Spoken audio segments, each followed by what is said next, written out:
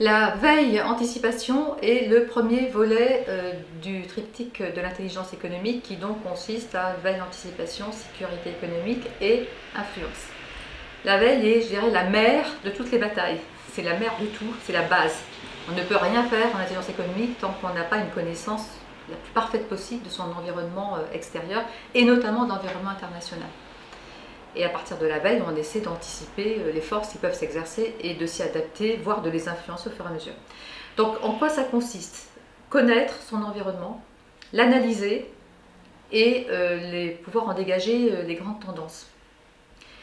Essentiellement sous l'angle concurrentiel. Que font les autres? Et sous l'angle benchmark. Que font les autres? D'une part, comment on peut s'en inspirer, d'autre part, qu'est-ce qu'on doit faire dans le cadre d'une compétition internationale.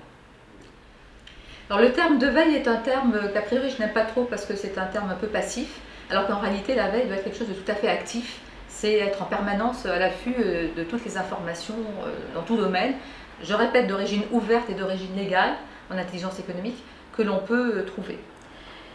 Concrètement, il s'agit de quoi? Il s'agit donc de plusieurs phases. Les phases de la veille, c'est les phases de recueil de l'information. On va chercher, collecter et recueillir l'information, donc évidemment par Internet, par les revues, par les brochures, tout ce que vous pouvez trouver comme information d'origine ouverte, et par quelque chose qui est très important, c'est le réseau humain, ce qu'on appelle les sources humaines, des experts, des réseaux de personnes réparties dans le monde, et qui peuvent vous apporter des informations ou recouper vos informations. Donc première chose, recueil et collecte. Collecte et recueil plutôt. Deuxième phase de la veille, l'analyse. Une fois qu'on a plein d'informations brutes qui vous remontent, on les analyse. On essaie d'en trouver la substantifique moelle, et en troisième phase, on les recoupe. Analyse et recoupement, c'est à peu près, ce sont des phases qui vont ensemble. Donc on recoupe ces informations pour en faire quelque chose déjà de plus solide. La troisième phase, c'est la phase de validation. On s'assure par des derniers recoupements que l'information est vraie, très important, parce que compte tenu de toutes les informations qui règnent partout, comme j'ai dit tout à l'heure, cette matière qui est une matière omniprésente, la validation est une phase extrêmement importante et qui ne peut pas se passer des sources humaines. On ne peut absolument pas valider sans sources humaines. Enfin, à moins qu'un jour il y ait une intelligence artificielle extraordinaire, mais pour l'instant on a besoin de sources humaines pour valider. Et le dernier point qu'on oublie souvent, qui est extrêmement important en matière de veille, c'est la mise en forme pour être compris et lu par ceux qui vont l'exploiter. Parce qu'on peut faire, moi j'ai vu faire des veilles extraordinaires, mais qui dans la mise en forme étaient tellement rébarbative ou pas comme il fallait, et finalement que personne ne lisait dans des entreprises, parce que ça n'intéressait personne. Donc la mise en forme est extrêmement importante et doit correspondre à un public particulier. Ensuite, on a divers types de veille. Ça, ce que je viens de dire, c'est le process général, c'est la méthode. Ensuite, on a divers types de veille. On a de la veille purement concurrentielle. On a identifié un certain nombre de grands concurrents, ou de petits d'ailleurs, qui sont en train de naître. On regarde ce qu'ils font, leur stratégie, leurs activités, leurs partenariats, etc.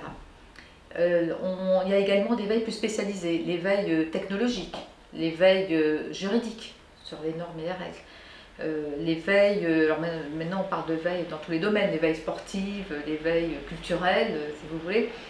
L'idée est toujours la même, c'est savoir ce que font les autres pour éventuellement s'en inspirer et aussi pour pouvoir, si on est en concurrence, se situer, se positionner et contrer les concurrences. La veille est un process d'intelligence économique, mais qui est également un process de management de la connaissance, qu'on appelle le knowledge management. Donc l'aspect traitement de l'information et traitement de la connaissance est fondamental, c'est-à-dire qu'il faut s'assurer qu'une fois que cette information a été mise en forme, elle circule. Si elle n'atteint qu'une seule personne, là aussi on aura raté son but.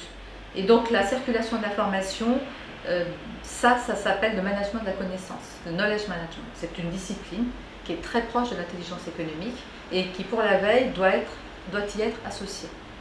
Il s'agit d'habituer les gens à partager. Alors, on peut faire ça de manière humaine, je dirais, par des réunions, des groupes, etc. On peut faire ça par des plateformes, par des intranets, des choses comme ça. Le tout, c'est que ça soit simple pas chronophage, sinon ça ne marchera jamais. Et le troisième pilier de ce grand champ, c'est l'anticipation. Donc comment on anticipe? D'abord, que veut dire anticipation? Il ne faut pas confondre anticipation avec projection et prévision. La projection, c'est une sorte d'extrapolation des données actuelles sur l'avenir, souvent tout à fait insuffisante. La prévision fait rentrer d'autres facteurs, donc normalement devrait être un peu plus large, mais dans le terme d'anticipation, on a un côté dynamique, c'est-à-dire on est en permanence dans une dynamique de prévision et changement des prévisions, parce qu'on a vu que la situation évoluait. Donc on change ses critères en permanence quand on anticipe. On n'a pas des critères fixes une fois pour toutes. C'est très important ça, parce que c'est le côté dynamique de la veille. Si on se contente d'avoir des critères de veille et qu'on a toujours les mêmes, on est dans une veille passive et qui sera inutile et stérile à la fin. Et on dira bah, la veille ne sert à rien, parce qu'on n'aura pas cette composante dynamique de mouvement qui est de changer ses critères au fur et à mesure qu'on voit évoluer les situations et qui permet d'anticiper.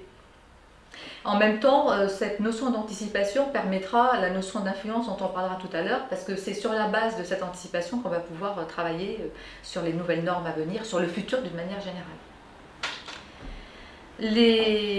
J'insiste sur la veille, sur l'importance du réseau. Le réseau est quelque chose de fondamental en intelligence économique et en management de la connaissance. On ne peut pas récupérer d'informations utiles si on n'a pas un réseau qui vous aide à la recouper et ensuite, en influence, à la diffuser. Un réseau, c'est un corps vivant. Ça n'est pas quelque chose de passif, une fois de plus. Ce n'est pas des gens qu'on connaît une fois pour toutes ou qui sont des agents en place. Un réseau, c'est un corps vivant qui doit être alimenté. Pour rendre, il doit être alimenté. Donc, pour faire travailler un réseau, il faut savoir donner de l'information. Pour en recevoir, il faut savoir en donner. La veille, c'est ça, c'est arriver à avoir de l'information par la collecte globale, hein, Internet, etc., mais également par les réseaux humains. Et ces réseaux humains ne vous donneront d'informations que si vous-même, vous êtes capable de les alimenter.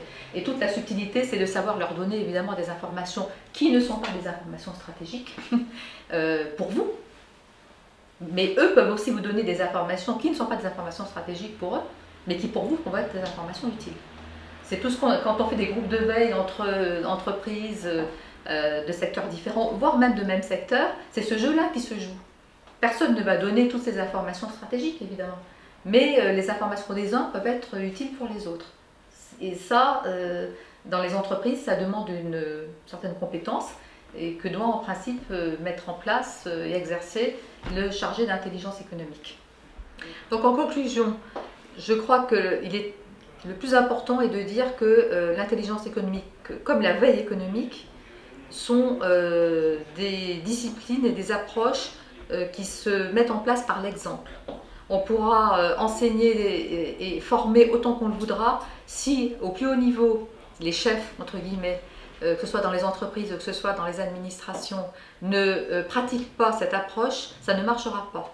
Ils doivent montrer l'exemple, d'une part, de l'animation de réseau, ils doivent montrer l'exemple du partage de l'information, de la volonté d'anticiper et également de la faculté qu'ils ont à être présents dans les cercles étrangers, les cercles internationaux, etc. Or ça, si je devais donner un conseil à des Français, puisqu'on est en France, on parle en français, c'est vraiment là-dessus qu'il faudrait travailler, c'est sur intérioriser cette approche systématique de veille et d'anticipation et que les chefs, entre guillemets, la prônent, l'utilisent, que ce soit les premiers formés pour qu'ensuite ça passe chez les autres. Alors évidemment, la veille se fait sur le terrain, elle ne se fait pas au niveau des chefs, elle se fait sur le terrain. Mais si les autorités ne montrent pas cet exemple-là, les gens sur le terrain ne verront pas l'intérêt de le faire. Donc la sensibilisation des dirigeants privés et publics est tout à fait fondamentale en matière d'intelligence économique et particulièrement de veille économique et d'anticipation.